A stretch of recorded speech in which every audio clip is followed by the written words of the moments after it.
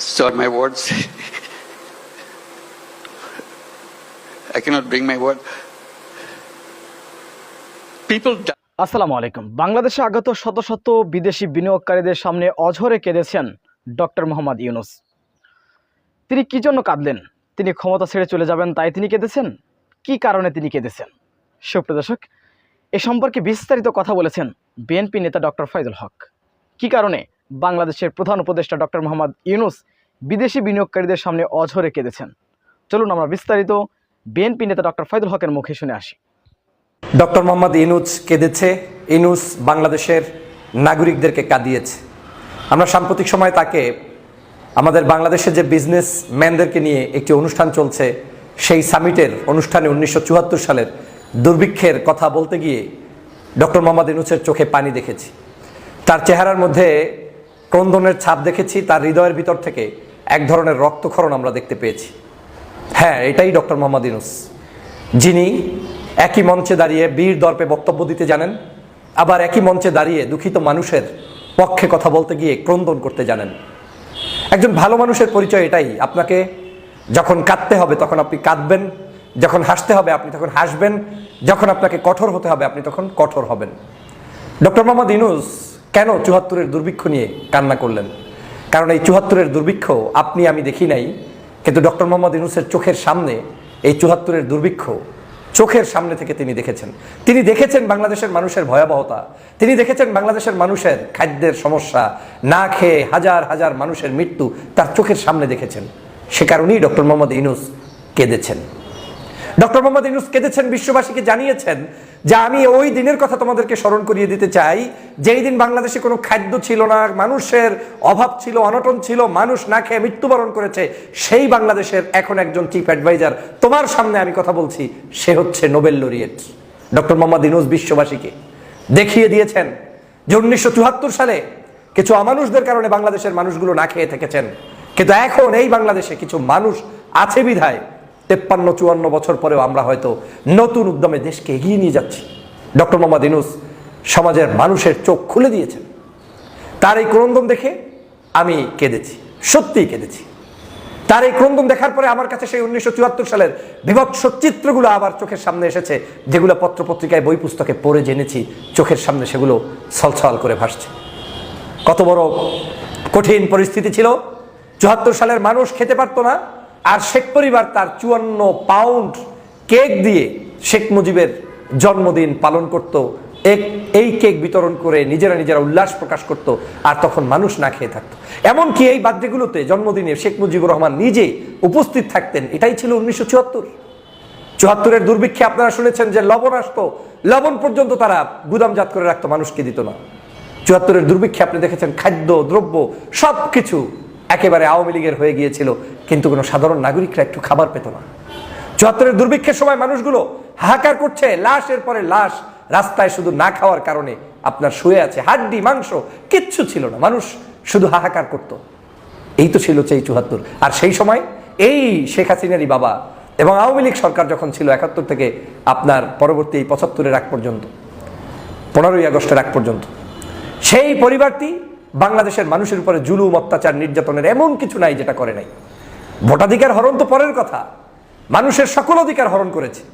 মানুষ খেতে পারবে না, এর চাইতে তো আর কোনো সামান্যতম ন্যূনতম বেসিক অধিকার আর কিছুই থাকতে পারে না, কিন্তু সেটাও বাংলাদেশের মানুষ পায়নি তখন। অন্যদিকে তারা রাজা বাদশার মতো বিবাহ শাদী আয়োজন সামাজিকতা সব করেছে, ব্যাংক লুট করেছে, টাকা পয়সা লুট করেছে, অন্যের বউ ভাগিয়ে নিয়েছে। এরপরে বাংলাদেশের মধ্যে অরাজকতা সৃষ্টি করেছে, মানুষদেরকে শত শত হাজার হাজার মানুষদেরকে ডাইরেক্ট খুন করেছে, গুম করেছে। এই গুমের রাজনীতি, খুনের রাজনীতি সে 71 থেকে 75 পর্যন্ত চলমান ছিল। এবং 74-এর দুর্ভিক্ষ অন্যতম কারণ ছিল বাংলাদেশের রাজনৈতিক স্টেবিলিটি ছিল না। বাকশাল কায়েম করে বাংলাদেশের মানুষের ভাগ্যের পরিবর্তন না করে ভাগ্যের ক্ষতিকর সাধন করেছে। অথচ এই বাকশাল কায়েমের মূল উদ্দেশ্য ছিল একনায়কতন্ত্র, যেটা শেখ হাসিনা এই যে গত 16 বছরে বাংলাদেশে কায়েম করেছে। এই একই কাজ শেখ হাসিনা করেছে শেখ মুজিবের মতোই। বাংলাদেশে আর কোনো রাজনৈতিক সংগঠনগুলোকে দাঁড়াতে দেয়নি, থাকতে দেয়নি, পরামর্শ নেয়নি, কথা বলতে দেয়নি, অধিকার প্রতিষ্ঠা করেনি, যে কারণে তাকে কিন্তু বাংলাদেশ থেকে পালাতে হয়েছে। এই আওয়ামী লীগের ইতিহাসটা এরকমই। তারা ঢুকবে, বের হওয়ার সময় পালিয়ে যাবে, না হয় মৃত্যুবরণ করবে। শেখ মুজিব বাংলাদেশ থেকে 15ই আগস্ট বিদায় নিয়েছেন চিরদিনের জন্য, শেখ হাসিনাকে বাংলাদেশ থেকে বিদায় নিতে হয়েছে, তাও চিরদিনের জন্য, কিন্তু হয়তো জানটা নিয়ে তিনি ফেরত গিয়েছে। এটা এদের একটা রাজনৈতিক একটা শিষ্টাচার, এদের কালচারই এটা। এই দলের সাথে কোনো সভ্য কালচার কোনোদিন যায়নি, আজও যায়নি, ভবিষ্যতেও যাবে না।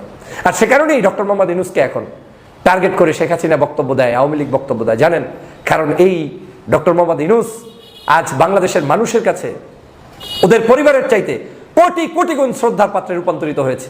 মানুষ তাকে পছন্দ করে, ভালোবাসে। এদেশের রাজনীতিতে নতুন মাইল ফলক সৃষ্টি করছেন ডক্টর মোহাম্মদ ইউনূস। এখন সে কারণে ডক্টর মোহাম্মদ ইউনূসের উপরে বিষোদ্গার করছে। 1974 সালের সেই চিত্র দেখে ইউনূস সাহেব কেঁদেছেন, ইউনূস সাহেব কাঁদিয়েছেন, বিশ্ববাসীকে স্মরণ করিয়ে দিয়েছেন, আসো তোমরা এই বাংলাদেশে, তোমরা সেই বাংলাদেশে দাঁড়িয়ে আজ বিজনেস সামিট করছো, যেই বাংলাদেশে একসময় মানুষ খেতে পারেনি। আজ আমাদের কাছে আইডিয়া আছে, আমাদের কাছে বিশ্ব বিনির্মাণের নতুন পলিসি আছে, আমাদের কাছে নতুন নতুন স্বপ্ন আছে, আমাদের দেশে মানুষ আছে, আমাদের দেশে পরিবেশ আছে, আমার দেশে অল্প টাকায় অনেক কিছু করা যায়। এই আহ্বানগুলো ডক্টর মোহাম্মদ ইউনূস দিচ্ছেন। ডক্টর মোহাম্মদ ইউনূস বিশ্বের সমগ্র মানুষকে একত্রিত করে যে কোনো মূল্যে বাংলাদেশের মানুষের কল্যাণ সাধনের জন্য চেষ্টা অব্যাহত রাখছেন। যে কোনো মূল্যে বাংলাদেশকে উন্নত করতে চাচ্ছেন, অর্থনৈতিক কাঠামোকে এমনভাবে ঢেলে সাজাতে চাচ্ছেন যাতে এই বাংলাদেশের মানুষ আর কোনো কষ্টে না থাকে। সে কারণেই 1974 সালের উদাহরণটা দেওয়া অত্যন্ত জরুরি। আওয়ামী লীগ কেন ইউনূসকে দেখতে পারে না? এর আরেকটা কারণ হচ্ছে ডক্টর মোহাম্মদ ইউনূস এমন এমন জায়গা স্মৃতি স্মরণ করিয়ে দিচ্ছে যেগুলো আওয়ামী লীগের জন্য বিষ। আওয়ামী লীগ এগুলো শুনতে পারে না। এমন কোন জিনিস ডক্টর মোহাম্মদ ইউনূস দিয়ে দিচ্ছেন যেই জিনিসগুলো দেখলে আওয়ামী লীগের শরীরের মধ্যে জ্বলন্তি তৈরি হয়।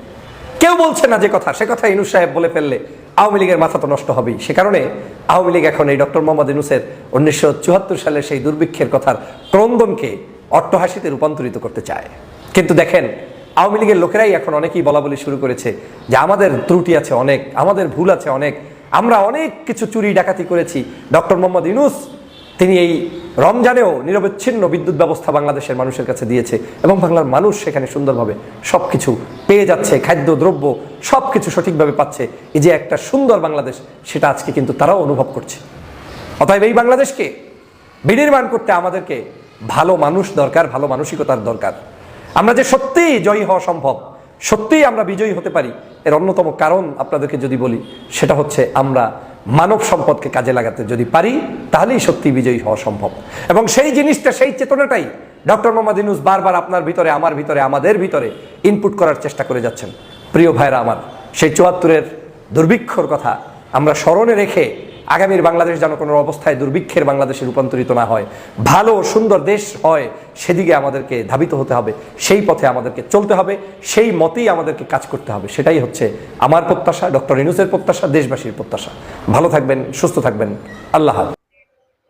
সুপ্রিয় দর্শক, বিষয়টি আপনারা কিভাবে দেখছেন অবশ্যই আপনাদের মূল্যবান মন্তব্য কমেন্ট বক্সে জানাবেন। সবসময় সত্য নির্ভর তথ্য পেতে স্বাধীন Bangla TV YouTube channel subscribe করে আমাদের সাথে থাকুন। আসসালামু আলাইকুম রহমতুল্লাহি ওয়া বারাকাতুহু।